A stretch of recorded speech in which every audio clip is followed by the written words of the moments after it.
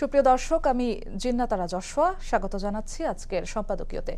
বঙ্গবন্ধু শেখ মুজিবুর রহমান সহ 4 শতাধিক মুক্তিযোদ্ধাকে মুক্তিযুদ্ধের সহযোগী আখ্যায়িত করা হয়েছে এমন সংবাদ প্রকাশ করা হয় গণমাধ্যমে। এ নিয়ে সামাজিক যোগাযোগ মাধ্যমে তোলপাড় শুরু হয়। আলোচিত হয় মুক্তিযোদ্ধার সংজ্ঞা বিষয়ে মুক্তিযুদ্ধ বিষয়ক উপদেষ্টার পূর্বের কিছু বক্তব্য, যেখানে তিনি বলেছিলেন রণাঙ্গনে যুদ্ধ করেছেন শুধু তারাই মুক্তিযোদ্ধা হিসেবে স্বীকৃতি পাবেন। আজ সকালে মুক্তিযুদ্ধ বিষয়ক উপদেষ্টা গণমাধ্যমকে বলেছেন শেখ মুজিবুর রহমান সহ জাতীয় নেতৃবৃন্দের মুক্তিযোদ্ধার স্বীকৃতি বলবৎ থাকবে এবং বলেন গণমাধ্যম ভুল সংবাদ প্রকাশ করেছে। সংস্কৃতি বিষয়ক উপদেষ্টাও বলেছেন এটি একটি ফেক নিউজ। মুক্তিযোদ্ধা ও সাম্প্রতিক বিতর্ক নিয়ে আজকের সম্পাদকীয় বিতর্কে মুক্তিযোদ্ধার সংজ্ঞা। আর এ নিয়ে আলোচনা আমাদের সঙ্গে উপস্থিত আছেন Mujibur Rahman Manju, chairman AB party, এবং আমাদের সঙ্গে কিছুক্ষণের মধ্যে যুক্ত হবেন গোলাম মাওলা রনি, সাবেক সংসদ সদস্য। দর্শক, আপনারাও এই আলোচনায় অংশ নিতে পারেন। এজন্য আপনাদের ফোন করতে হবে টেলিভিশনে দেখানো নম্বরে। এছাড়া ফেসবুকের মাধ্যমেও আপনাদের মন্তব্য পাঠাতে পারেন। আলোচনার শুরুর আগে জেনে নেব এখনকার প্রধান শিরোনামগুলো। বঙ্গবন্ধু ও জাতীয় 4 নেতার মুক্তিযোদ্ধার মর্যাদা বাতিলের খবর সঠিক নয় জানালেন উপদেষ্টা। ভুল তথ্য দিয়ে মানুষকে বিভ্রান্ত করলে ব্যবস্থার হুঁশিয়ারি প্রেস উইংয়ের। দাঁড়িপাল্লা প্রতীকও ফিরে পাচ্ছে জামায়াতে ইসলামী, একমত হয়েছে ইসি। ইশরাক ইস্যুতে আর কিছু করার নেই কমিশনের, সিদ্ধান্ত স্থানীয় সরকারের, বললেন সানাউল্লাহ।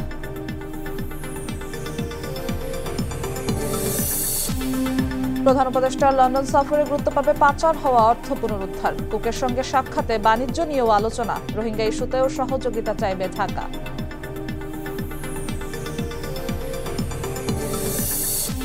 ঈদ উদযাপনে আপন ঠিকানায় ছুটছে মানুষ। লঞ্চে উপচে পড়া ভিড়, ট্রেনেও যাত্রীর চাপ। গাজীপুরে ঢাকা টাঙ্গাইল মহাসড়কে 10 কিলোমিটার যানজট।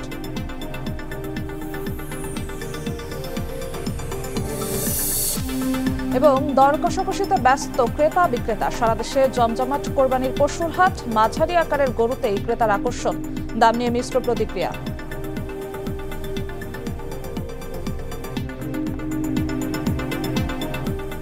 দর্শক, দেখছিলাম প্রধান শিরোনাম, ফিরছি আলোচনায়। মুজিবুর রহমান মঞ্জু, আপনাকে দিয়ে শুরু করতে চাই। আমাদের একজন অতিথি এসে পৌঁছাননি।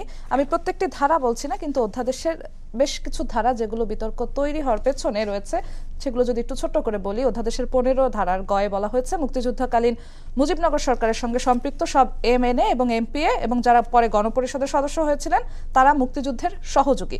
এবং বীর মুক্তিযুদ্ধের সংজ্ঞায় একটি বিষয় এসেছে যে প্রবাসী বাংলাদেশ সরকার বা মুজিবনগর সরকার এবং তার সরকার কর্তৃক স্বীকৃত অন্যান্য বাহিনী বীর মুক্তিযোদ্ধা। এরকম যে কিছু ধারা এখানে আছে, এই ধারাগুলোই কি বিতর্ক তৈরি হওয়ার পেছনের কারণ কিনা, কি মনে হয়? ধন্যবাদ যশোয়া, এবং আপনার মাধ্যমে দর্শককে শুভেচ্ছা। কিছুটা বিতর্ক তো হয়েছে, এবং যেটা আমরা দেখলাম, যে কোনো একটা অধ্যাদেশ যখন জারি হয় তখন সে অধ্যাদেশটার একটা ব্যাখ্যা মন্ত্রণালয় থেকে দিলে সুবিধা হয়। হ্যাঁ, যখনই একটা ব্যাখ্যা পরিষ্কার করে দিলে, যেমন দেখেন আজকে 3টা পত্রিকা কিন্তু সমকাল, ইত্তেফাক এবং যুগান্তর, 3টা পত্রিকাতেই কিন্তু একেবারে নিউজটা করেছে এমনভাবে যে শেখ মুজিবুর রহমান সহ 400 মুক্তিযোদ্ধার সনদ বাতিল হয়ে গেছে বা বাতিল হয়েছে ইত্যাদি কথা, স্বীকৃতি বাতিল হয়েছে ধরনের কথা।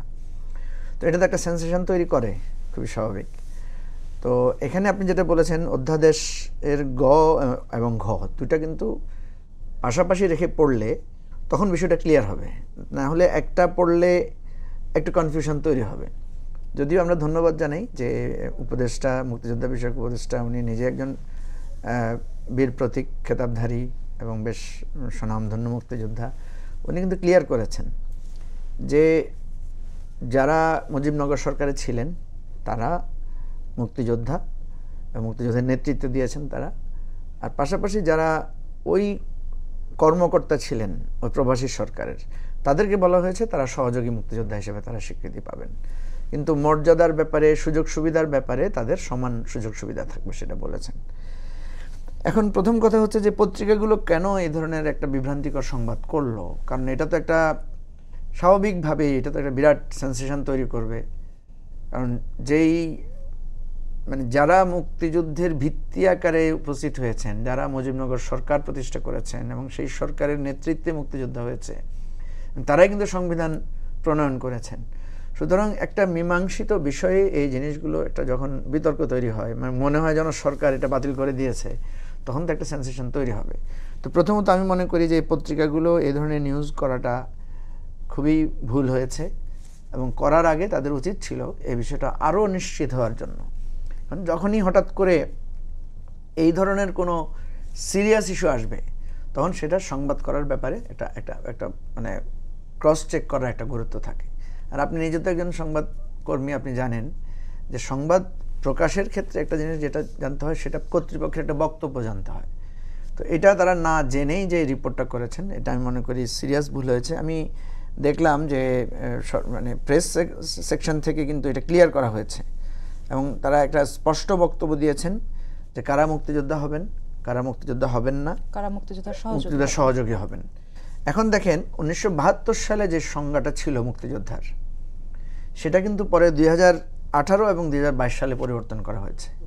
এবং এই যে পরিবর্তন করা হয়েছে, আমি মনে করি এটাই একটা ম্যালাফাইড ইন্টেনশন ছিল। কেন ছিল দেখেন, তাহলে 1972 সালে যারা মানে আপনার অধ্যাদেশে বা যে অনুচ্ছেদের মধ্য দিয়ে মুক্তিযোদ্ধা কারা, মুক্তিযুদ্ধের সহযোগী কারা, যেখানে ক্লিয়ার করা হয়েছে, তো সেখানে এই পরিবর্তনটা পরে কেন আনা হলো? কারণ 72 সালে যারা ছিলেন তারাই তো তখন মুক্তিযুদ্ধের নেতৃত্বে ছিলেন, তারাই তো সংবিধানটা প্রণয়ন করেছেন, তারাই তো এই জিনিসগুলোর ব্যাখ্যা দিয়েছেন। সুতরাং এই যে পরে 2018 2022 সালে যে পরিবর্তন করাগুলো হয়েছে, এবং সেখানের কারণে আমরা দেখছি যে প্রচুর ভুয়া মুক্তিযোদ্ধা কিন্তু এখানে ঢুকেছে। এবং আপনি তো জানেন যে সচিব পর্যায়ের লোকেরা পর্যন্ত ভুয়া মুক্তিযোদ্ধা সার্টিফিকেট দিয়ে তারা নানা ধরনের সুযোগ সুবিধা নিয়েছেন। 6000 ভুয়া মুক্তিযোদ্ধা অভিযোগ এরকম আছে যে তারা এখনো ভাতা গ্রহণ করছেন। তো এই যে একটা আমাদের মহান মুক্তিযুদ্ধটাকে নানাভাবে কলঙ্কিত করার, নানাভাবে ক্ষতিগ্রস্ত করার, দেখেন আমাদের মুক্তিযুদ্ধটাকে কলঙ্কিত করার কথা কারা? যারা মুক্তিযুদ্ধ করে নাই বা মুক্তিযুদ্ধের বিরোধী শক্তি ছিল, তারাই তো করার কথা। দুর্ভাগ্যজনকভাবে আমরা দেখছি যারা মুক্তিযুদ্ধের নিজেদেরকে সোল এজেন্ট হিসেবে দাবি করে, তারাই কিন্তু এই ক্ষতিটা আমাদের করেছে। আপনার ভুয়া মুক্তিযোদ্ধার সার্টিফিকেট বানানো, সার্টিফিকেট নিয়ে কেলেঙ্কারি করা, আসল মুক্তিযোদ্ধাদেরকে বাদ দিয়ে মানে ভুয়া লোকদেরকে মুক্তিযোদ্ধাকে হাজির করা এবং ইতিহাস বিকৃত করা।